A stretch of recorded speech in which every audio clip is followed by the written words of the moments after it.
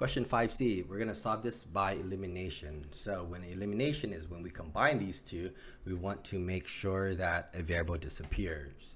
So we want to locate opposite coefficients. So here we have a 10x and a 5x. No, those aren't opposite. 3x and a negative 6x.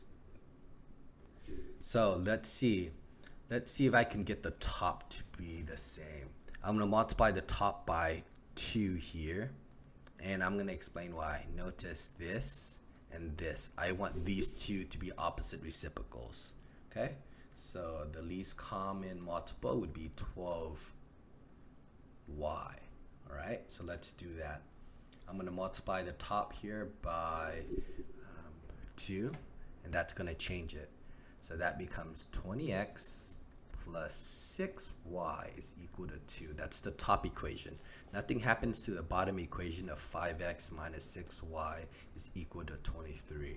This is great now because now when I add or when I combine the terms, notice 6y minus 6y becomes 0y. It goes away. 20x plus 5x becomes 25x. 2 plus 3 becomes 25. Divide 25 to both sides. 25 over 25 cancels. X is equal to just a 1. I want to know what my y is, so I have to reuse the equation. I'm going to grab the second equation. 5x minus 6y is equal to 23. Let's make that substitution here for x. The x value is really the number 1. So 5 times 1, it's 5.